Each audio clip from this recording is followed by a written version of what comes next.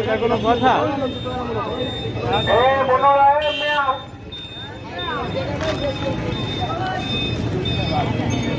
আমাদের প্রান্তীয় জালকাঠি পরিষ্কার পরিচ্ছন্নতায় নিয়োজিত ছাত্র সমাজ।